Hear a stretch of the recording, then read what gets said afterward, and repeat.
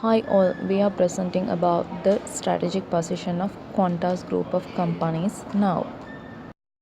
Our team members are Gils, Debra, Maribel, Quincy and Sufna.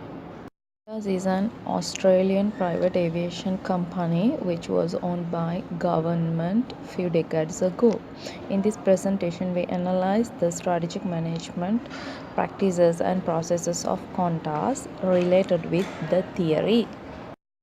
Under strategic analysis, I would like to explain the global and local context of aviation industry and the internal analysis of Qantas. The growth rate of global aviation industry is 0.8% in 2018, but the political unrest of few regions impact on this trend negatively. However, rapid socio-economic changes help to increase the number of international travelers who visit Asia Pacific region in 2018. When considering the local context, we can observe a boost in Asia Pacific region and the local aviation industry. But there is a competition in between two local brands, Qantas and Virgin Australia.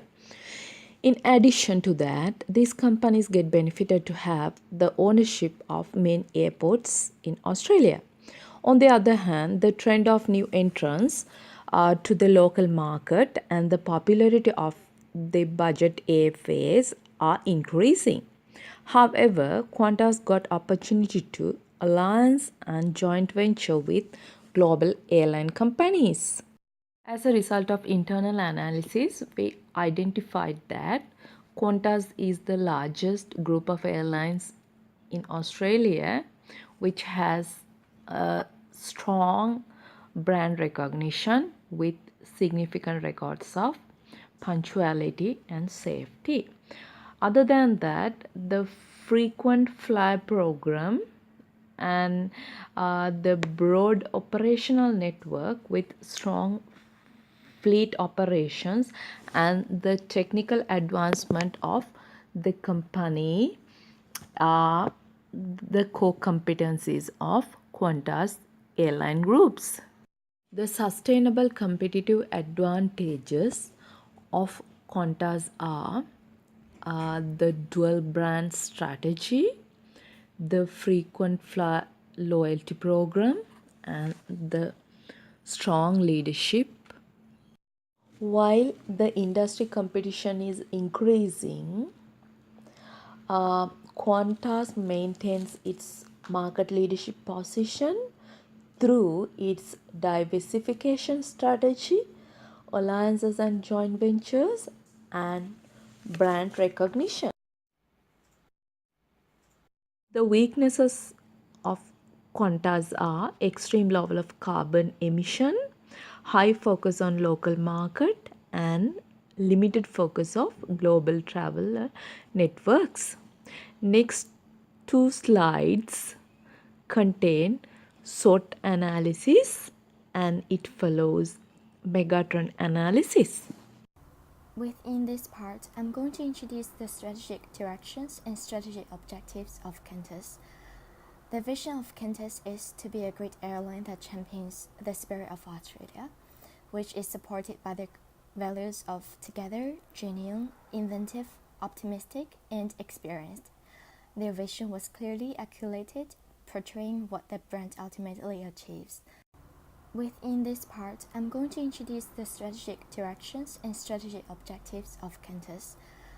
The vision of Qantas is to be a great airline that champions the spirit of Australia, which is supported by the values of together, genuine, inventive, optimistic, and experienced. Their vision was clearly articulated, portraying what the brand ultimately achieves.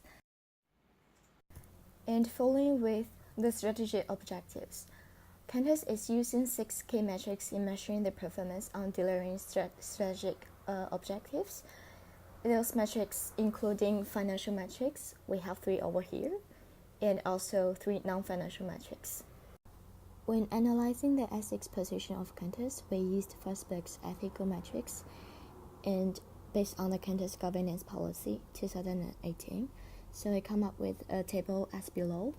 There are 6 main stakeholders group of Qantas, which including employees, leadership, primary customers, suppliers, shareholders, and environment. Within the part of stakeholder expectations, firstly, we arrange them into 3 types according to the stakeholder salience model, and then analyze their demands need, strategic objectives, respectively. So then it's come up with a table as below. In conclusion, Qantas driving their vision and mission clearly within 4 major global forces and acting responsibly and transparently according to their principles. So first one is the new customer demand. While facing the new demands, Qantas has coming up with a resilient and sustainable international airline, and also in order to consolidate the leader position of the domestic, Qantas has coming up with a dual brand strategy, as they have another brand named Jetstar, which can provide a cheaper flight ticket for the customer, and also they are aligning with the growth of Asian market. And then it's the repeat development on the technology. So Qantas has started investing in customer brand data and digital. And then is the shifting customers and employees' preference. So Qantas building up a loyalty program, and also they becoming more focused on people, culture, and leadership. Well, however, we have to mention that there is no clear strategic pillars regarding to the environment protection, even though they have already pointed out in their vision that it is important for the Qantas to building environmental awareness. The possible explanation on that is the silence level of the environment is discretionary, and therefore it is not listed in the 6 major strategic pillars. Thank you very much, Meredith. My name is Maribel, and now I'm going to talk about Qantas business and international level strategies. According to Hansen, Heath, Ireland, and Hoskisson, business level strategies are corporate efforts of using core competencies to achieve competitive advantage, and Qantas' efforts have received global recognition in terms of safety, customer service, and operational network. From Ansof's point of view, and considering his model contribution, it can be acknowledged that Qantas has adopted a diversification strategy by using its dual brand strategy, including Jetstar, new product, to the group's operations to target another new segment of the market, the price-sensitive market. This has helped the organization to improve performance, expand the business, and attain above-average returns for shareholders. For example, in 2006, the dual brand strategy allowed Qantas to recover from performance loss to achieve 90% of the domestic profit. The relevance of this strategy is that customers were aware of both brands. The company could break into the new market and compete, and also attain win-win resolutions for both brands that, at the end of the day, were part of the same group. But it is also important to highlight that the diversification strategy comes with a series of challenges for organizations. It can promote lack of communication between both brands, internal competition as to which one is going to offer what service and at what cost, confusion for customers, and even different visions for each brand.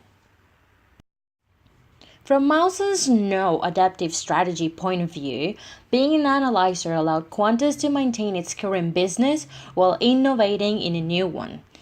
It secured its premium market while still seeking new opportunities. It also allowed flexibility and increased domestic presence, deploying both brands, Qantas and Jetstar, to frequently congested routes to both markets. Finally, from Porter's point of view, the ability to combine both differentiation and cost leadership strategies also influence profitability and sustainability of the business level strategies. Differentiation can be acknowledged when the company invested in new aircraft designs, frequent flyer program benefits, and premium and high quality services, and the cost leadership when they target the price sensitive market with a cheaper service. Within the international sphere and in Qantas international strategies, the brand recognition in the domestic market has assisted to increase the corporate network and alliances with other airlines to reduce costs, especially those in the Asian market, offering daily flights to key destinations and stronger presence in the region. To conclude, we can certainly acknowledge that the organization's dual brand strategy, new investment in technology, customer service segmentation data analysis, and leadership programs have gained significant impact in the domestic and international market while reducing operational costs. Furthermore, the company's efforts to act responsibly and transparently and being committed to safety, environment, and community has gained recognition around the world and, of course, within the profitability reports. Thank you. As part of our research, we look at Qantas' strategic implementation and eventual key implementation issue of this strategy. In general, Qantas' strategy is well defined. It's part of Qantas' global transformation program. It's in line with what one could expect from a global transformation of an airline company, focusing on comfort, loyalty, security. What is interesting to note is that Qantas was able to react to the tough competition coming from low-cost airlines by creating Jetstar and showing a second curve activity on the sigmoid curve. On the BCG matrix, Qantas Domestic is definitely a cow. It stays Qantas' favorite domestic airline for travel within Australia. However, fares are quite high and it's facing the competition of low-cost airlines. Jetstar, competing on the low-cost market, is a star. It's probably where Qantas should invest the most in the short to mid-term, as it is a high source of growth and revenue. Qantas International is more of a question mark. It is certainly where Qantas should invest the most in the long term, but it's certainly not the same revenue as what Jetstar could provide. Now let's look at some key strategic implementation issues that we found when analyzing Qantas' strategy.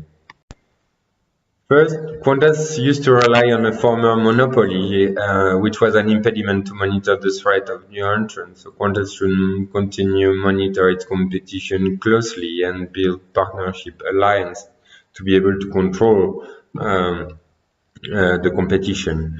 Qantas also offer higher fares than its competitors, so becoming more efficient and reduce its operational costs should also be one of Qantas' main focus.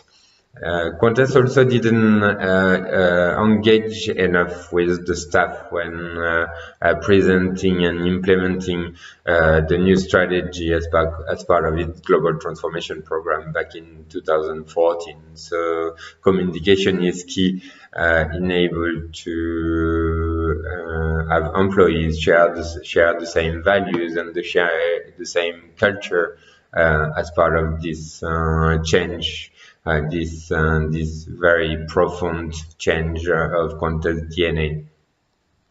Finally, Qantas didn't invest enough on international routes to be able to compete with major airlines such as Emirates or Singapore Airlines. So Qantas should really dedicate more investment toward the international market. Reporting measures and evaluates economic, social, and environmental issues.